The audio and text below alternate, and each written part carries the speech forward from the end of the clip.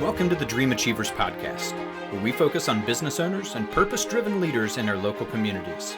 We meet people every day where we shop, eat, and do life, and want to bring their stories to you each and every Wednesday. Now, let's get to this week's guest. Hey, welcome back to another episode of Dream Achievers. This is Andy Young, the Mountain Money Man, joined today by Justin Adams with AAA Lawn and Landscape. Justin, thanks so much for joining us so that we can hear a little bit about the story of everything that you're doing.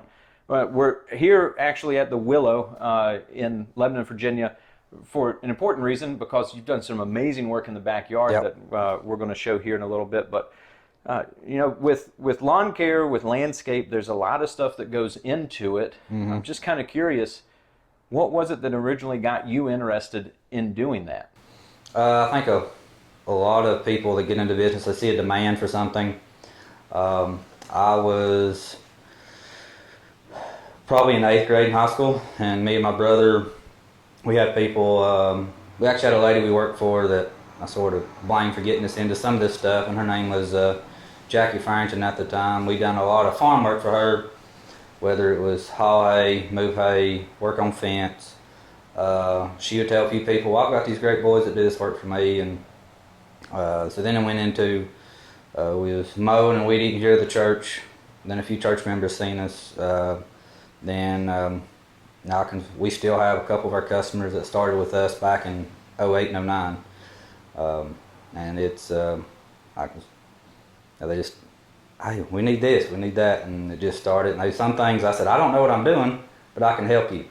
And but no, that was me at, 13 or 14, or whatever 8th grade is. And my brother's a senior, he was driving us everywhere. And so that's sort of where it started. And it's just grown by 1 yard or one client ever since. So you started out, you were kind of doing some help for someone in the community. Mm-hmm. Yeah, family members. Hey, this isn't that bad. I'm in 8th grade. A lot of times with that, people are working in fast food, slinging burgers and everything. I know for me, I was slinging fish at Long John's. And then transitioned to where I was helping somebody out with their sawmill. Mm-hmm. They'd come home from college and do that. But it's a very, very different type of work than what a lot of people are used to. Mm-hmm. Very demanding, labor intensive with that. But you grew up around farming and hard work, right? Yep. So we're, I guess technically a 4th generation farm. That's sort of where the name AAA Lawn came from. Is back around 1980s, my mom and dad got married. They sort of invented the AAA farms, and my brother. So it's always been my dad, my brother, and myself. All three of us fixing fence, moving cattle, baling hay. There's always 3 of us, so they sort of come with the name of AAA Farms. And so then I guess I have to give my brother mainly some of that credit for that name. We started a Facebook page probably around 2009, 2010 with AAA Lawn Service.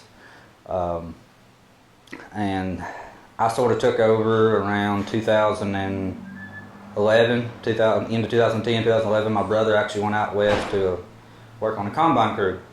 And so then here I am, a junior in high school. And we've got 30-some clients at this point in time. So I'm actually leaving during study hall to go mow 2 yards right across from the high school. I would go mow them, come back, dust off, and go back to class. And I would actually have teachers ask me, can you come trim my shrubs? Can you come do leaf cleanup? Do just a lot of things like that. And this just growed and growed and growed. And I sort of missed those days. I felt like it was a lot maybe tighter niche, and I actually got to see my customers every day compared to now where, these 2 phones really sort of run my life now. I'm trying to get materials, trying to get stuff for the guys, and I obviously have a lot more bills, but I just don't have that connection that I used to.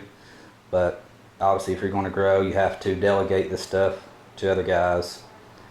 But I know that was a lot, but that's sort of how I got started. And we had that transition, right? That You have to decide as a small business owner, and all of us like the relationship aspect of it. I think that's part of owning a business or being in a tight-knit community like we are.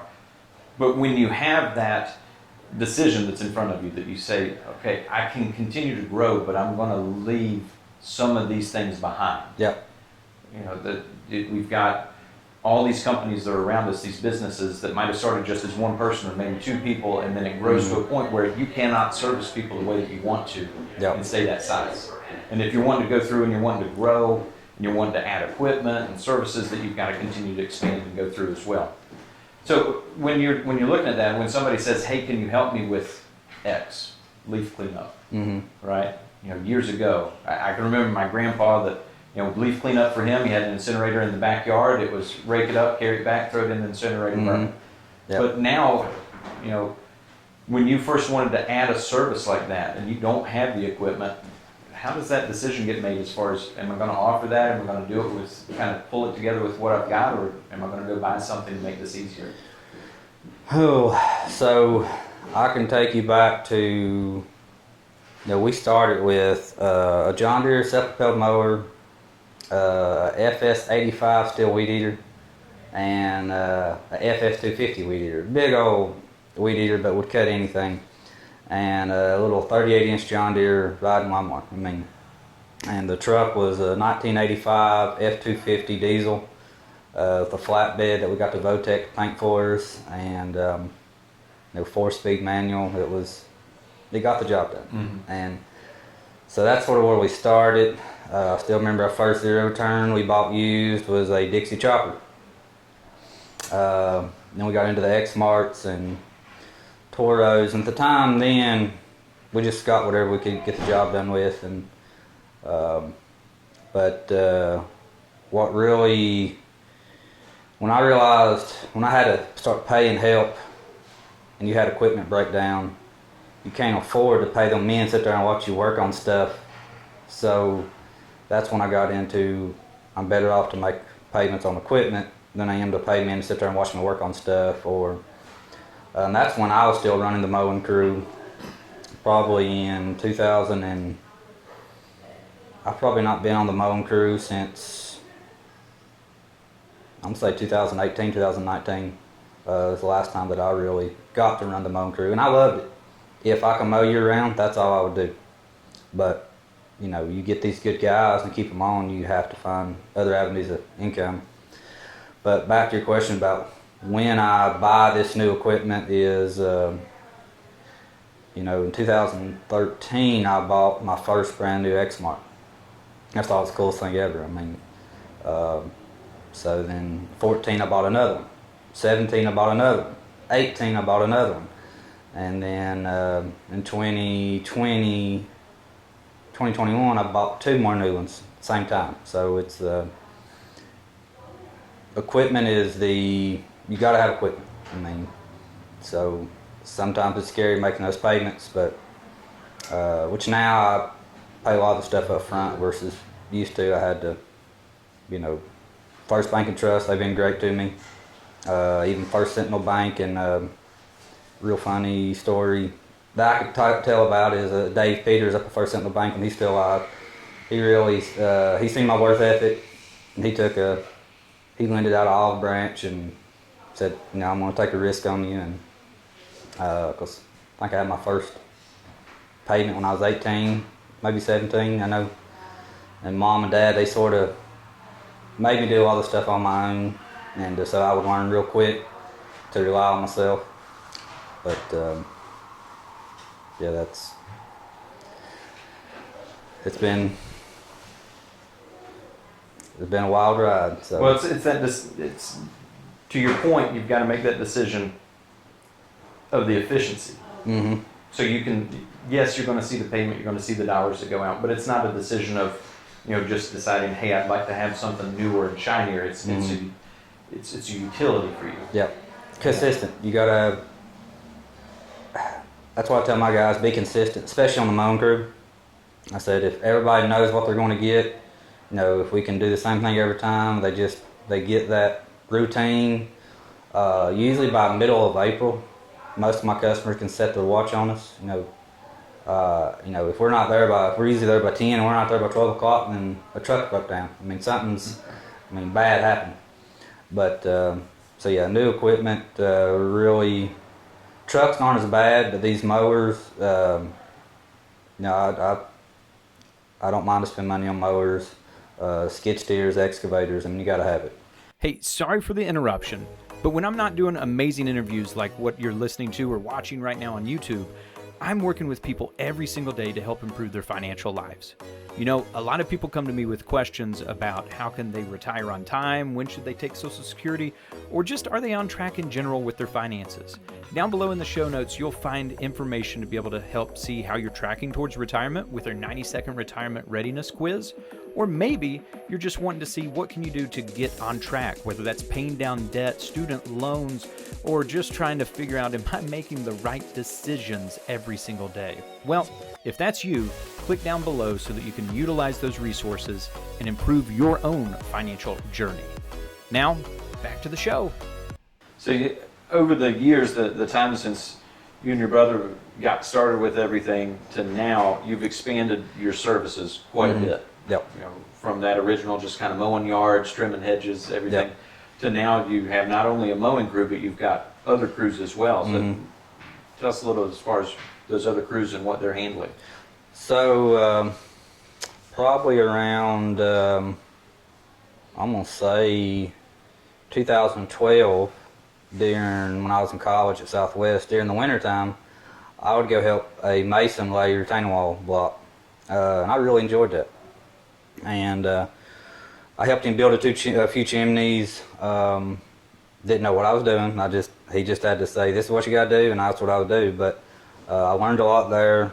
I remember here I am, I guess 19, winter break, and he just says, I need you to go to West Virginia and build a retaining wall. And I'm like, what? And so me and one of my guys that worked for me, we went to West Virginia. Said there's an excavator parked up there, a load of blocks coming, just take care of it. So, I just got all this dropped in my lap, and I'm 19 years old, and we get the job done. So I had to learn a lot of things sort of on my own. I mean, I was on the way to West Virginia. I mean, I was on the phone watching YouTube videos, reading, doing this, and because, you can go to college for some of this stuff, but until you get out in real life and do this, you're just not going to learn it at college. I mean, when it comes to the retaining walls, working this equipment, shooting grade, I mean, there's a lot of these things that you just can't learn until you get out in the field and do it every day. But anyway, so that's where the hardscape stuff got started. And it really, there was a need for it right around in Russell County, and they just wasn't a lot of people doing retaining walls. Dillon, they sort of had a crew that worked a lot, but they were getting pulled into Gatlinburg, Knoxville, places like that. So they sort of need that smaller company that people could afford in Russell County, and I just took advantage of it. And I want to say around 2019, maybe 2018, I was just doing the landscaping, and then I had other guys doing my mowing crew. And then the landscaping, we done a lot of river rock installs, a lot of plant installs, and then it got into these bigger hardscape jobs where we went from doing week jobs to 2 or 3 month long jobs. And that's where I sort of lost some of that customer contact, because now when somebody calls me and I tell them it's going to be 6 months, they just laugh and hang up the phone, which is fine. But now you still get those 2 or 3 customers that want to wait for the quality of work, and those are the customers that we want, that want quality job, not the quickest job just to get it done. And I'll say it now, I've always said it, Amazon has spoiled everybody. And when you can order a patio off Amazon, or when you can get the clean cuts that we make off Amazon, maybe we can do better, but you just got to be patient. I mean, because and I can go on and on about that, great work does not come fast. Well, you're paying for the time that you've gotten better at doing it. Mm-hmm. If you looked back at your first job of Oh, yeah. of doing an install when Oh, you're yeah. trying to figure it out and you're like, I don't know, I think it's this way. You run through a lot of extra product because you're trying to cut something, you break it, whatever. Mhm. Versus now when it's a polished professional, you know, you show up, it's a crew, it's not kind of a ragtag group that's thrown together. It's people that are doing this consistently and Yeah. out there, that are experienced with the equipment, experienced with the install, and it makes a tremendous difference of the end product. Yep. To your point, that if somebody says, you know, I need this next week, we're not going to be the ones that are showing up. Yep. If it's somebody that you say, I'm going to do it at this, it's a competitive price, but we're priced for what we're worth, Yeah. and you're going to have to wait. Yep. With any type of construction, install, any of that, especially after COVID, when everybody sat at home and looked at the backyard and dreamed of those projects, like, man, it'd look really good with the pool there. Yep. You know, if only we had a retaining wall, Yeah. we could use this functional space. And a lot of people said, okay, well, that's my goal. That's what I'm working towards. And did you all see a big uptick from that there were a lot more people that were starting to call and say, hey, here's some projects? Or did it just coincide with, hey, we just had kind of really launched this full speed around the same time as well?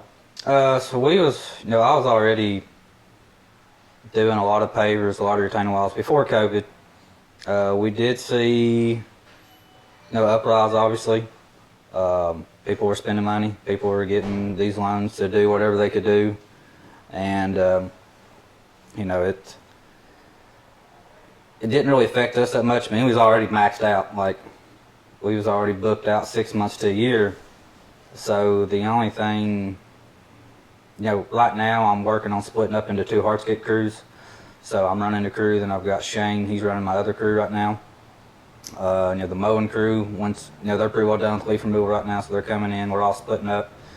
But after COVID, I did see a lot more people in Russell County. I was already traveling to Bristol, Bluefield, Pikeville, but after COVID, I've seen a lot more people right here starting to notice this type of work, and it really, I'm glad it took off here because I was getting tired of driving to Bristol everywhere, and so it's been nice to do a lot more of the stuff right here local. Well, and you can see some of the work if, Owens Funeral Home, I know that you guys just did a nice big install there, like I said, here at the Willow.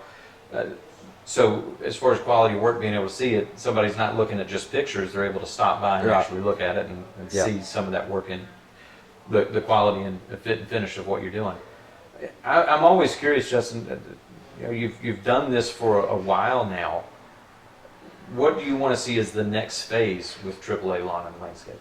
So right now, I want to advance some of my licensing that's, I guess, sort of stuck with my name. So, we sort of capped out on some of the licensing that I've got right now. I've had a lot of people come to me about building houses. It scares me to death. I would love the challenge, but you can tell me that I want this wall right here, and I can see the whole project from A to Z go through my mind, everything that we could possibly run into. But when it comes to a house and framing and stuff, I just don't have the knowledge I need. So, also know you don't want to grow too quick, and it's really hard for me to delegate to other people. But I really want to see this hardscape crew running without me, if I can just do the estimates. So that's my goal right now, and it's almost there. They'll still call and say, how do you want us to make this cut around this column, or as far as the grade goes, and those guys have about got that figured out. Right now I'm needing to invest into another skid steer, and they've went up in around $23,000 in the last 3 years, so a few challenges like that. I think the next main focus I've got is actually open up a landscape retail store in Hansonville.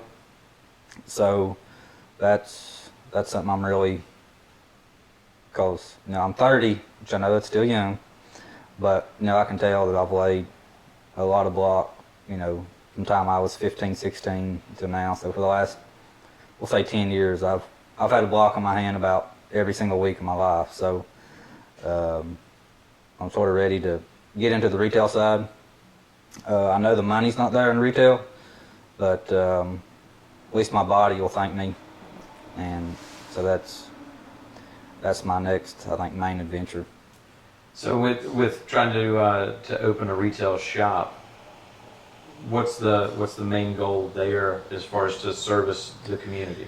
I want to be able to provide a lot of these fire pits, fireplaces, and stuff. Right now, you've got to drive, as far as I know, 30 to 35 minutes just to get a boxwood, or to get a fire pit. You've got to go to Lowe's. When you go to Lowe's, you got to stack this fire pit up on that little cart, and you got to wheel it out to your car, and you got to unstack it and put it back in your car. And there's a lot. We use Lowe's for a few things, but not their blocks, not their mulch, because I hate having to handle all the stuff 3 times versus, I'll be able to have all the stuff on pallets. You pull in, you set it on a pallet, and it's done and over with. And and I get a lot of people asking about fruit trees every year, so I think we'll try to sell those. Like I said, there's some paperwork I got to go through when it comes to selling shrubs in Virginia. If it's invasive species like Bradford pear, stuff like that, which I don't plan to sell them, but there's just some paperwork like that you got to go through. But I think that's my next goal. The closest place to buy mulch right now is Boulder Stone Company. That is somebody. There's always somebody there. Quality topsoil, or just you need 1 scoop of gravel, and you're not going to the rock quarry and waiting an hour to get loaded. And they look at you funny, and you can show up with a F-350 and a little dump trailer. So I think that's my next main goal, is to try to provide that homeowner, the sort of a missing step between the homeowner doing his stuff versus our contractor having to come in and do things. So I want to make that relation a little easier for the homeowner. And I think it'll be a great step as far as that intermediary. If somebody says, I want quality material, but I want to learn to do this on my own, to where they're going to have that outlet to be able to go through. Just, I'm always curious, what would, when I'm sitting with people, what would you say was the best piece of financial advice that you got along the way? You've been doing this now for 15 years. Charge more. You probably won't be able to fit the money on this table that I've left at job sites that I didn't charge for. We see a block over there that's chipped or something, we go pull it out and replace it, we don't charge for that.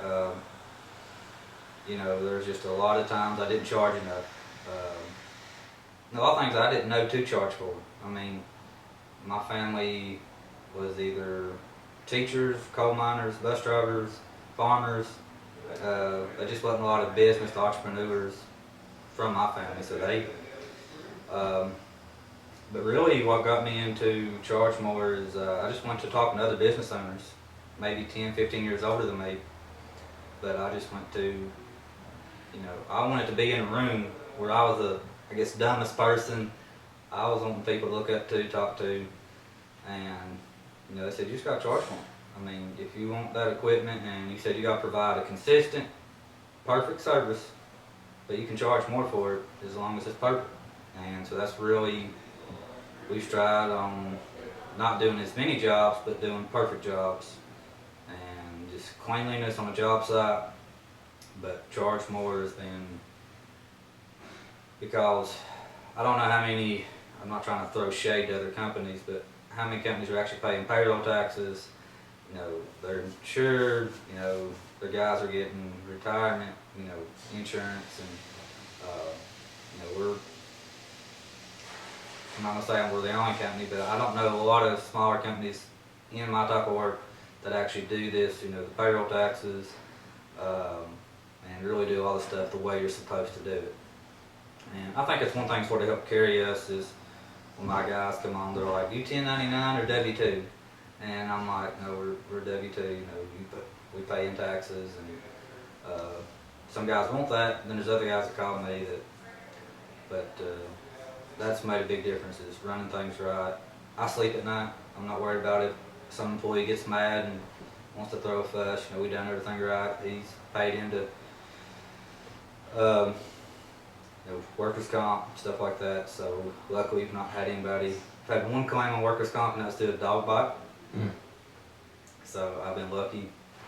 Knock on wood. So it's hard to control somebody's dog, but that's I've been lucky. Wow. Yeah, financial wise has been charged more. I was just doing a lot of things that I should have been charging for. That when you do everything, like when I go to a job, I pretend it's my house. Obviously, you don't get paid to work on your own stuff. So when you always have that mindset, sometimes you don't think like that. But I don't want to get greedy either. But I know if you're providing a service, you got to charge for it. Well, if you're looking at you as a business owner and you say, if I show up to do this job, it's not just me showing up to do it. It's my crew, it's their family at home that they're providing for, it's my equipment that's here that not only is used on this task, but I have to service afterwards because I used it. So there's a lot behind you that goes into it. You're not just running to the rental store and saying, let me go rent all the equipment for this one job. You've invested into it, and you're wanting to make sure that you have that return. I think it's fantastic to be able to see that and see it available here in a more rural area where somebody has said, you know what, this entrepreneur life, investing back in the business, you saw it from the angle of farming and all the hard work that went into it. But now you're trying to take that and not just decide, okay, do I need a new piece of equipment to be able to work the farm? It's how's this new piece of equipment going to go make me money? Or how's this added person going to go make me money of what I'm doing? Well, Justin, I think it's brilliant what you've done and to be able to grow to this point and to continue to grow with this. You know, obviously you've got a beautiful young family that's continuing to grow in the area, and you can see the fruits of that labor to where you've got more time to enjoy with them or to continue. I'm sure that, you know, when that shop opens in Hansonville, that just having that time to be able to talk to those people that are coming to do those installs again is something that you're looking forward to. If somebody's wanting to get more information about AAA, to be able to come out and maybe do a bid or to get more information about you guys, where can they find information? So right now, you know, mainly my word of mouth is the main way I advertise. So that's usually the customers that I want is word of mouth customers. But you know, we got our Facebook page, got a phone number I think is posted on the link. I don't do a lot of online stuff. I need to do more. Once the retail shop opens up, I'm sure I'll hit that market. But right now, word of mouth is keeping us so covered up that I'm trying to focus more on quality work, and that sells itself. You know, we've been everywhere from Bluefield to Pikeville, Kingsport. I've been asked to come to South Carolina and do beach house stuff. I'm not going to travel that far. Right now, it's tempting, but mainly I let the work sell itself. And not trying to be, I guess, cocky, but we just try to, like, right here, I don't spend enough time on this. I need to call a lot of people back right now. I need to text a lot of people back. But my focus is always on the task at hand, the job at hand, and doing that last 10% on the job.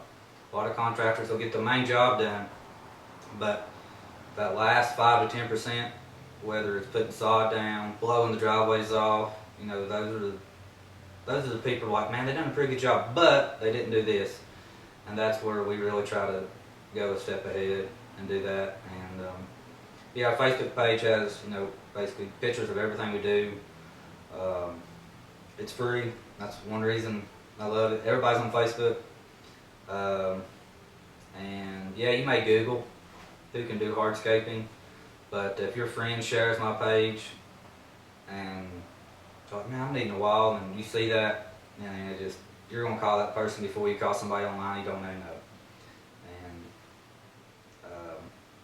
that's where I'm at. I mean, we just try to do great work, and the word of mouth it's been awesome. I mean, I can't thank the clients I have enough. I mean, so right now we got right around 100 mowing customers, and that's where we're gonna stay at.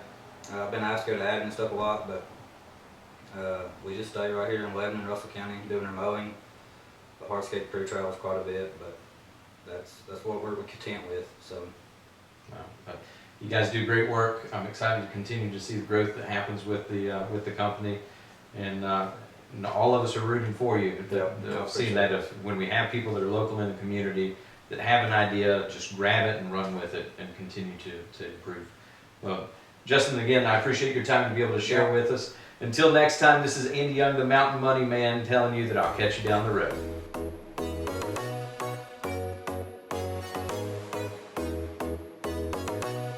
This has been an M3 Marketing and Media production.